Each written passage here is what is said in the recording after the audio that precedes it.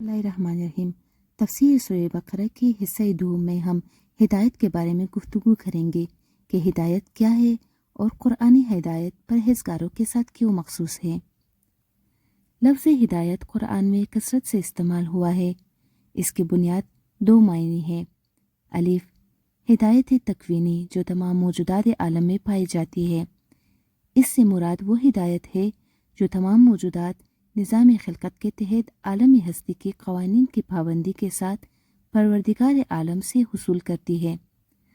कुरान मजीद इस ज़म्न में हज़रत मूसा अलैहिस्सलाम का कौल बयान करता है।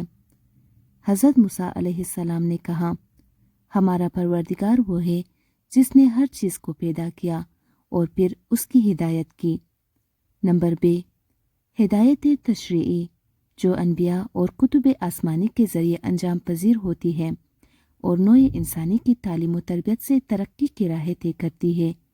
इसके शवाहिद भी कुरान में बहुत से हैं। इनमें से एक आयत ये है, बिस्मिल्लाहिर्रहमानिर्रहीम, उन्हें हमने रहनुमा करार दिया ताकि हमारे फरमान के मुताबिक लोगों को हिदायत करे। यह मुसल्लिम है कि कुरान दुनिया की हिदायत के लिए नाजिल हुआ है, लेकिन मंदरजा बाला आयत में उसकी हिदायत को परहेजगारों के साथ क्यों मखसूस करार दिया गया है।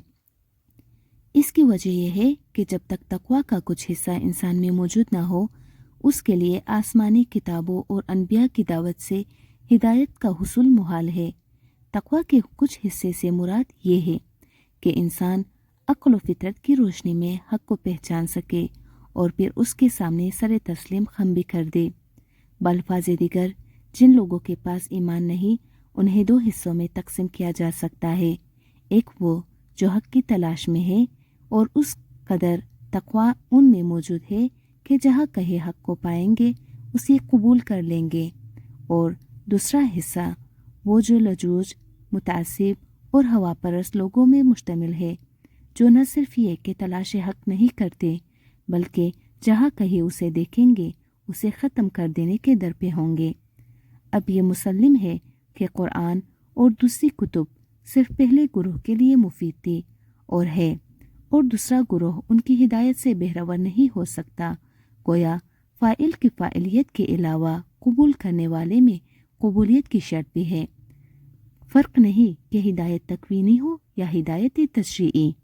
ज़मीनी शोरज़ार हरगिज़ सुनबल बर नयारत अगर 6000 मरतबा बारान बरआन बयारत, यानी शोरदार ज़मीन से फजल नहीं उगती चाहे हज़ारों मरतबा उस पर बारिश बरसे, बल्कि ज़रूरी है कि ज़मीन आमादा हो ताकि वो बारिश के हयात बख्श क़तरों से बेहरवर हो सके।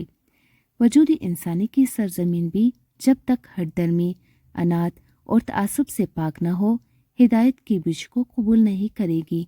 इसी बिना पर इरशाद इलाही है कि कुरान मुत्तकी लोगों के लिए हादी और रहनुमा है। सामईन मोहतरम, सूरह बकरा की तफसीर जारी है।